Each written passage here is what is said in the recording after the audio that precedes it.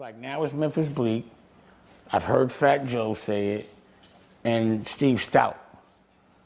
So, number one, Jay wrote a lot of, he used to ghostwrite for Bleek. He wrote a lot of his records.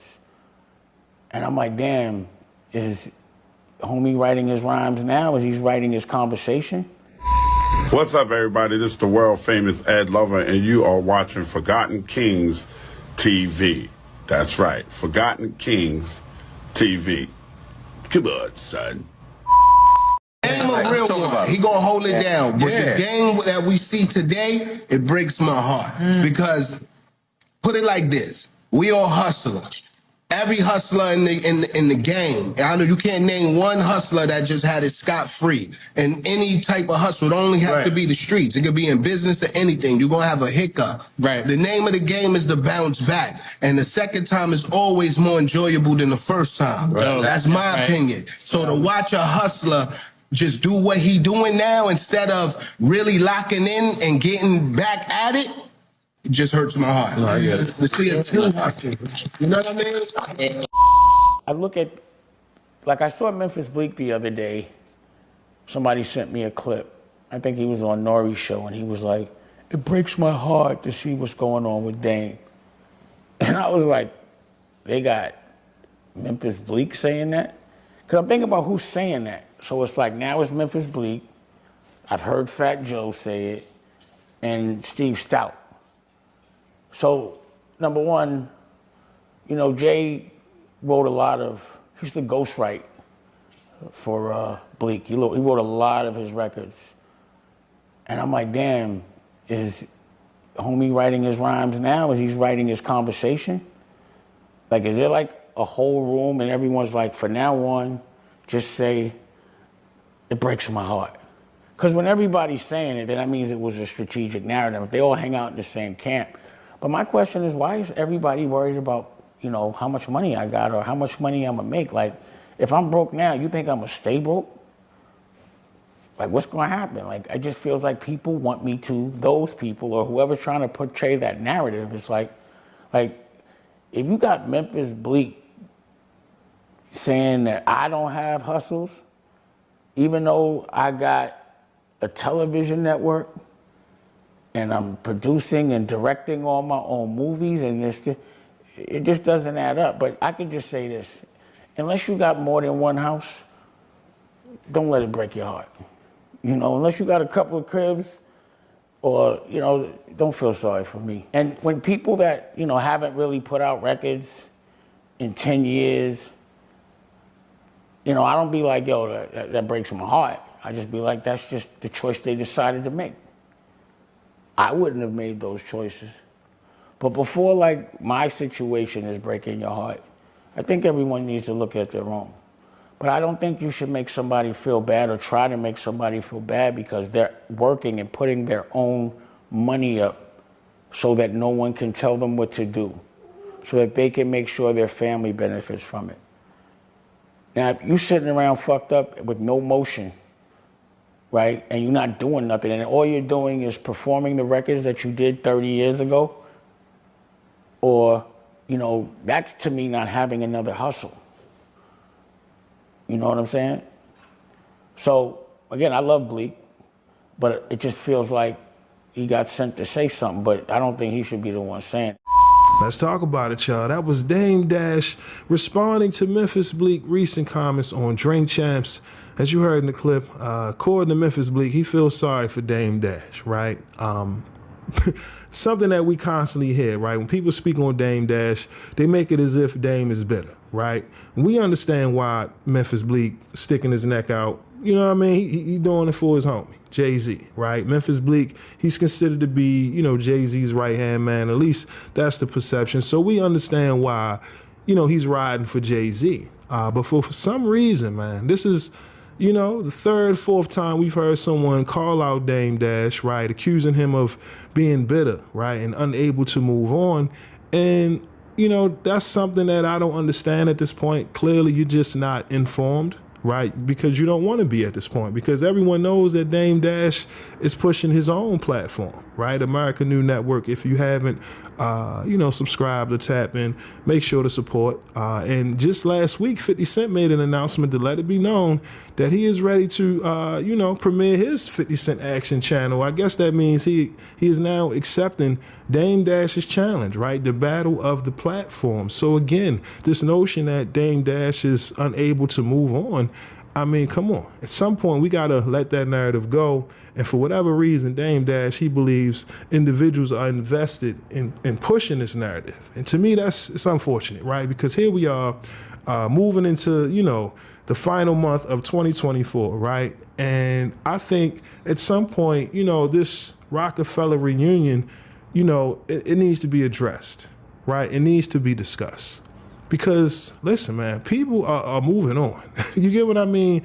The youngest, they might not be privy to the history of Roc-A-Fella. And as much as they spend time when speaking on the breakup, it's just unfortunate that some of the talented MCs over there during that time, they get constantly overlooked with these conversations. I think for me, it would be dope just to see all of those men come together. You know what I mean? Just for one moment, one time. Hell, do it on, Dame Dash's network, right? But just sit down, have the conversation, right? So people can get their just due. Because what else is going on? In my opinion, that's just how I feel. I went to the Roots Picnic Fest and you seen state property up there. You know what I mean? Freeway, everybody. But you didn't see everybody. You get what I mean? And it's just unfortunate when you see something like this that keeps the division going. When, listen, man, life isn't promised. And a lot of those individuals that was a part of that, classic, right, legendary era, life is taking its course.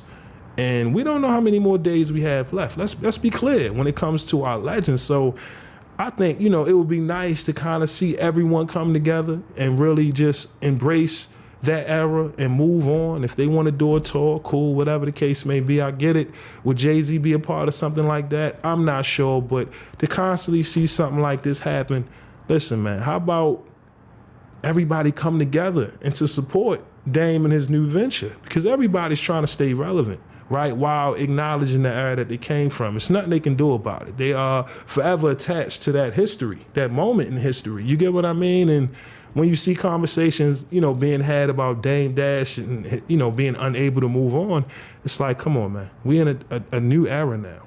And Dame Dash slowly but surely has built his platforms. And now he can speak on his behalf. He can, promote his projects. And he doesn't have to worry about any outside interference from anyone who doesn't want to support him in his movement, man. And I think, like I said, that should really be the conversation. Not this constant, oh, Dame is better. Listen, nobody's perfect. We get it. This is a business. You know what I mean? And for whatever reason, Dame felt like he was defending a lot of artists who were being taken advantage of, Memphis Bleek included, right? But now this is a new day, right? And it's all about what you've done lately. And like I said, when I see things like this continue to happen, only thing we can wish for is, hopefully one day, might not be today, might not be tomorrow, but hopefully soon, we can see all these brothers from Roc-A-Fella sit down and have that moment, because we don't know how much time we got left for our legends. But again, that's my thoughts on all of this controversy. Y'all let me know. What are your thoughts on Memphis Bleek?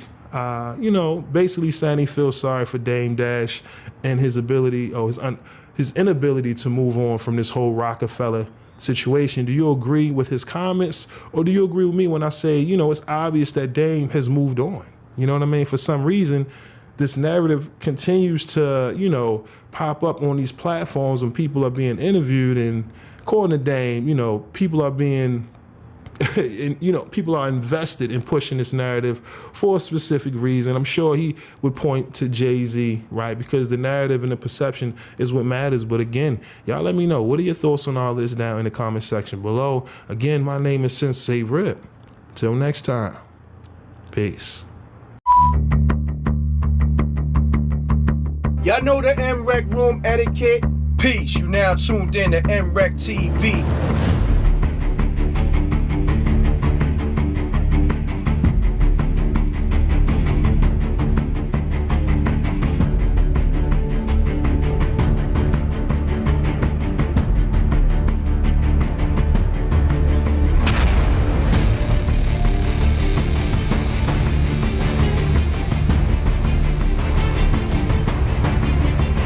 someone wasn't on protocol.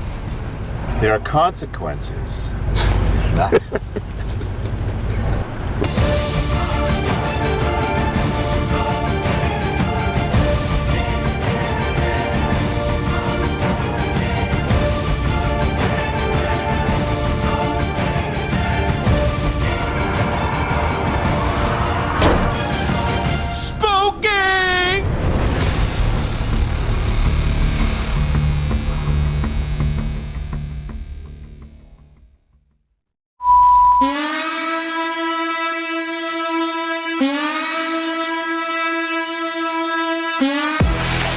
We the Knockout Kings of Comedy. This your boy, Reggie Curl, you know what I'm saying? This is my cousin, Stroncho, you know what I'm saying? We coming down.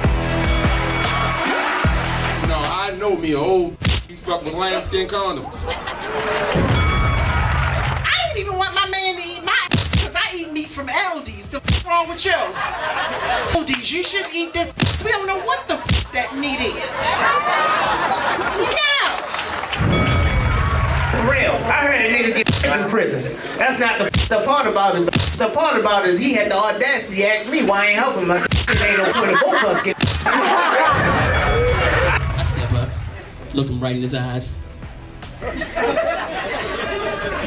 He go to pat me down. Pop, pop, pop, pop, pop, pop, pop, pop, pop, pop, pop, pop. $20, homeboy. I'm like, no sir!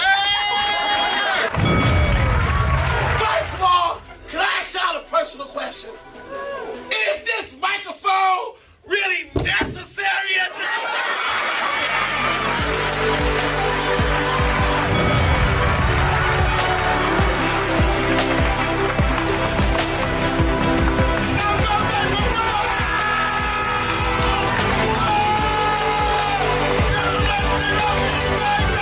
Come on, we knock y'all out. We knock y'all with punchline, punchline, punchline. You know how we turn. Give me a second.